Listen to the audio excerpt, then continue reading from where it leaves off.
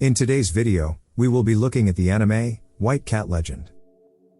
The story starts when high-ranking officials face execution for supporting the Lee family in their attempt to overthrow the administration and revive old beliefs. Their bodies are to be hanged in front of the city gates as an example to all. Things later move to a prison in the capital where the guard complains about how bad his job is. He starts to get scared when he approaches with food to the cell of the only prisoner being held there. From the darkness of the cell, a beast's eye emerges as he screams for help. Meanwhile, at the city gate Shen-Shi arrives fresh from the village and is taken aback by the sights and views. He's in town looking for his brother. The smell of who cake catches his attention, so he uses the last of his money to buy some. He holds the cake up like Rafiki does Simba in The Lion King, which is a no-no in the city. An old homeless man knocks him down and swipes the snack. Unable to watch his net worth disappear, Shen-Shi chases after him aggressively through the streets causing a scene. When he finally catches up to the man, he's already eaten it. Now bankrupt, Shen-Shi sits crying while complaining about how he's supposed to find his big brother. The homeless man starts to symmetrize, so he takes him to the city square where a crowd gathers around a job notice put by the Dali court. The village boy is unable to read the notice, so a local informs him that the court is looking for a general employee and candidates should report at the front gate. Shen-Shi gets excited and declares to the crowd that he'll take the job. They look at him worriedly. Someone even tries to warn him, but they get shut up.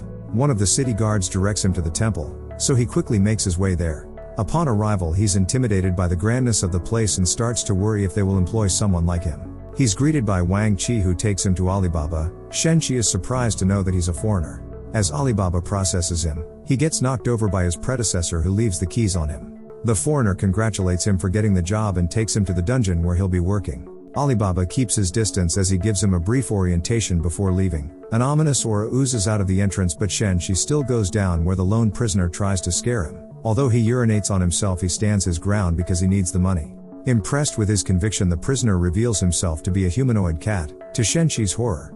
But after the initial shock, he gets used to the cat prisoner and starts to get in a routine by getting the place in order. One day, Alibaba hands him over some medication to be given to the cat daily, but he gets too curious and drinks some, which makes him hallucinate about his deceased mom. He asks her, how is he supposed to find his older brother without his name or knowing how he looks like? The vision ends just when she's about to give him information on his facial features. A few days pass and Shen-Shi rushes to inform the cat of news that Wu Zetian has ascended the throne and proclaimed herself as empress. One of her first acts is to issue some pardons. He stops giving the news when he realizes that the cat is not in his cell. Shen-Shi starts to panic when he thinks of the punishments he's about to receive for letting him escape. The cat sneaks up behind him, and after a brief tussle he holds Shen-Shi at claw point, ordering him to give the key to his shackles. He refuses and swallows the key instead. The cat holds him upside down to shake it back out, but they are interrupted by Lu Na, the Dali court's Minister of Justice. He asks the cat if he's satisfied with Shen-Shi's courage. From their interaction, he seems to see the village guy as reliable,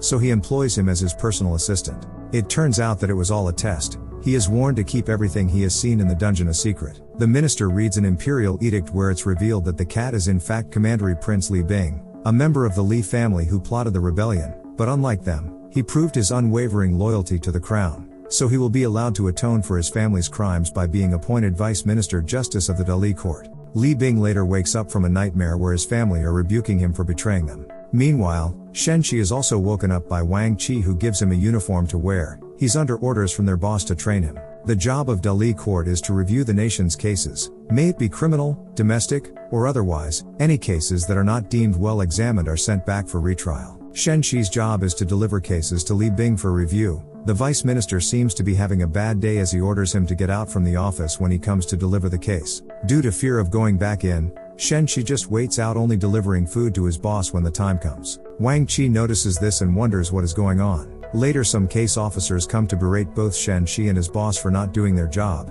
but they get scared when they feel Li Bing's menacing aura. As the days go on, Shen-Shi gets fed up and goes to confront his boss about his behavior, but finds him on the rooftop. After a brief discussion, Li Bing embraces his role as Vice Minister of Justice. 1 month has passed since his appointment, and Wang Chi wonders why Li Bing hasn't shown his face and how Shen-Shi managed to get promoted to the Vice Minister's assistant straight from general employee. To get to the bottom of the conspiracy, he dresses as a female pretending to deliver food to Li Bing, but gets scared when he sees that he's a cat. His screams bring members of the court to the vice minister's office. Everyone is a bit scared at first, but when he formally introduces himself, they seem to accept him as their boss. One rainy day, the vice minister of rights, Yi, is found hung in his office. The case is closed as a self-annihilation after an autopsy, but there has been ghost sightings after this incident. Li Bing leads his subordinates to get to the bottom of things. After luring the ghost out, Li Bing engages it only for them to find out that it is a puppet controlled by Yi's brother. He believes that his brother didn't die by his own hands but was rather killed, so he wanted to bring the culprit forward by haunting the place. After reviewing the case and the scene,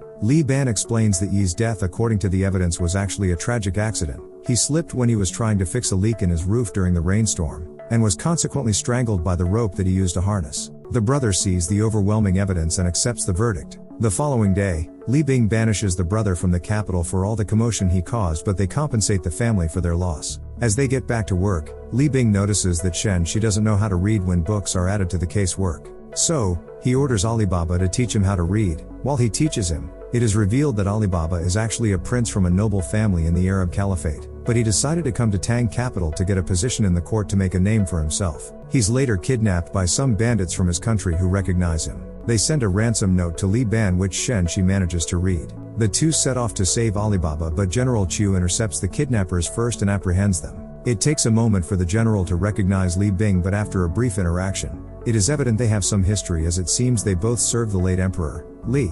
The general leaves with the kidnappers without further incident. Shi wakes up one day and decides to start looking for his brother when he realizes that he's in the perfect place to find information on him. He asks around, but no one seems to know. Sun Bao suggests he looks at the official records for missing persons. After crying to Wang Qi, he decides to help him look, but they don't find anything. On his way out, Wang Qi gives him some expired cases to deliver to Master Choi for disposal. After doing so, the chef sends him to buy meat from the market. A missing persons case file begins to burn, and the subject looks similar to Shi. Meanwhile at the market, people seem to mistake Shi for someone else. As he interacts with them, he stays out late and gets scared, but he runs into a mysterious man named Yi Zhihua who helps him get back home. He alerts him that he looks like an old friend, which makes Shi think that it may be his brother. During that interval, Li Bing loses control and starts causing a commotion at the court, but General Chu manages to subdue him. They manage to give him his medication. After a few days he recovers and gets back to work. Alibaba informs the vice minister that their incoming transcriber was supposed to have arrived a few days ago. He gets intrigued when he sees a picture of him. Later that night, Alibaba's kidnappers plead with the general to release them after doing manual labor for their crimes, but he seems to have other plans for them. The following morning, Sun Bao goes to the temple to pray but gets a nightmare about his past while trying to rest. A spiritual man notices his discomfort and recruits Sun Bao into their congregation, promising to give him relief. Word reaches them at the court, so Li Bing sets off with Shi to find out exactly what's going on. They infiltrate the congregation, but when they get exposed, Shi pretends that Li Bing is a cat that his dead mother possessed to take care of him because she was so worried about her son. His performance gets sympathy from the congregation, so they allow them to stay. Li Bing notices some corruption going on and steps in. Turns out Kui Bei, the transcriber on whom they were waiting for at the court, is somehow involved. But it is all revealed to be a misunderstanding, as he was kidnapped by a group of thugs who used his extreme bad luck to scam the congregation. General Lang provides some assistance in the apprehension of the bad actors. Both Kui Bei and Sun Bao are brought back to continue their duties at the court. Later, Alibaba's kidnappers are seen lying in the town center exhausted. One night, an alarm is raised when the prime minister is robbed by a thief. A guard comes across Yi Zhihua eating a dog. He attacks the guard before he can signal the rest. The following day, General Lang arrives at the capital to a crowd of admirers. They go wild as she solves some public disturbances. The general later meets with Li Bing to discuss the strange occurrences happening in the capital lately. A dead body was found a few days ago with his face chewed off. A series of thefts have also been reported by different officials. After getting multiple witness accounts, the general presents a composite sketch. Shi is surprised that it looks like Yi Zhihua. The suspect also sends a letter of notice to his targets before attacking. The Delhi court and the general team up to apprehend their target. In a later meeting, Minister Shu reveals that he found the victim list and he was on it. So they come up with a plan to lower the thief. But Yi Zhihua still manages to infiltrate, only revealing himself after his job is done. Li Bing confronts him, but the thief comments that they are the same kind based on his smell. While they engage, Alibaba's kidnappers are also present stealing documents, but Yi Zhihua is taken down by Kui due to bad luck as he tries to escape. As his lifeless body lies there, Li Bing looks through the things the thief took and is surprised to see a memorial to the throne. Minister Shu reveals that he drafted it to impeach General Qi. He's surprised that he would send someone to steal it. Shi interrupts to alert them that the thief's body is gone. Meanwhile, the other thieves present General Qi with some documents which he looks through. Soon after, He marches his army back to the capital where the Empress decides to lift the curfew so that the city can celebrate her birthday. There will be a royal banquet and Li Bing wishes to get to the bottom of all of this. So he seeks permission from his boss to find his own way there since he's not invited. Later that night, General Qi meets up with Yi Zhihua to pay him even though he failed, but he needs him for more important tasks in the future. The day of the party arrives, Li Bing hitchhikes with Minister Shu as his means to enter the royal banquet. Meanwhile, at the Dali court, Shen Shi finds the vice minister's medicine in his clothes while washing them. They rush to deliver it to him, terrified of what will happen if he's to lose control at the banquet. Concurrently, Li Bing and Minister Shu are ambushed by some unmarked assailants clearly targeting Shu.